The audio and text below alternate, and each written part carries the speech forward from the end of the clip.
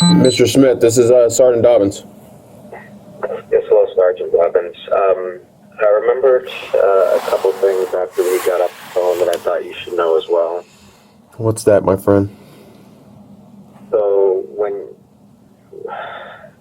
when we had mentioned the hospital and you were like, oh, we don't sit on people in the hospital, and I told you, if you recall, we were saying, they were talking in the car and saying that he refused treatment, he refused to sign the paperwork, and he just left with the Hold on, hold on for a second. Let me turn my radio down. Go ahead. So in the car, they had mentioned, because the officers were still there with the perp at the hospital, they had mentioned that the address Yakima, which I think they said maybe like that's where they were taking him, that's where he lives, or that's where. So I think they mentioned that the perp, they were like, oh, they're taking the perp to Yakima right now or something from the emergency room. So I think he refused treatment there. He refused to sign medical forms, and then I think that the officers at the hospital took him to Yakima, to someone's home or to his home, even though he's listed as homeless on the report. Mm-hmm. So I did want you to know that that's what they had stated to me, and I heard them saying that when we were in the car together driving to the emergency room in the police car. Okay. And so the other thing I wanted you to know also is because you did say, hey, about, there being a gun or a weapon used, and you said, well, it doesn't, something along the lines of, there should have been some mention of that in the report if they were going to file something other than harassment and harass them. Mm-hmm. It says in the report also, not just that, the witnesses confirm everything I said, that they let him into the house. And I quote, for my safety from the perp. It says on page 6 also, it says,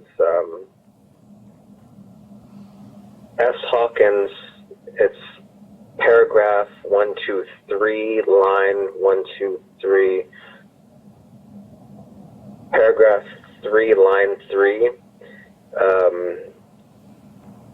After the period on the right-hand side, it says, S. Hawkins then went back to his vehicle and grabbed an item unknown to Mr. Smith. He explained it as a 10-inch black object that can be used as an impact weapon and started to chase after Mr. Smith. So I'm pretty sure I used the word gun, but I wasn't sure later on if it was a gun, but I definitely thought it was. Okay. And it looked like one. They didn't, so I did want to let you know that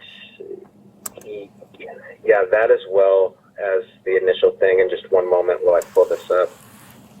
So obviously those are all very extremely serious concerns, and that's why I filed the internal affairs investigation, because it's false reporting and to conceal misconduct and obstruction of justice, not arresting him, not putting the citations in there, putting harassment when other stuff is going on, leaving information out, giving the perp a ride home, you know what I mean, instead of arresting him, among the other things, as well as the unintelligible parts of the report, like I'm Unit 1, then I'm Unit 2, then I'm Unit 1, then I'm Unit 2 again, and, that he refused medical aid, and, just not very, you know what I mean, there's just stuff left out, and what's in there is, a lot of it's wrong, and, so I did want to clarify those things too as well. Okay.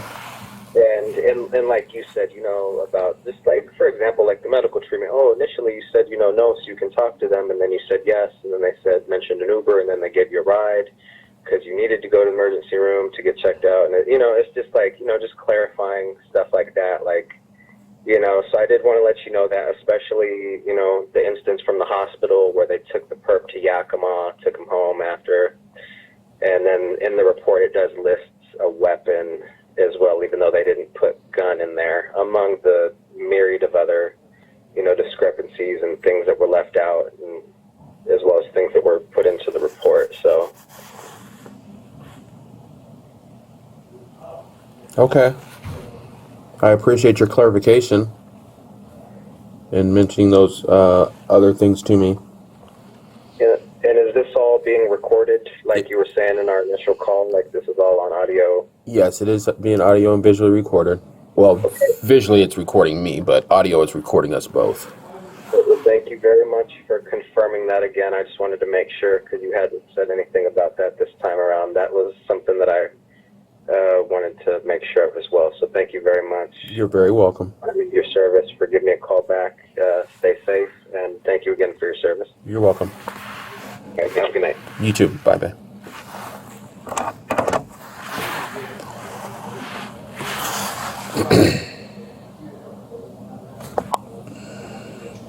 Camera off it?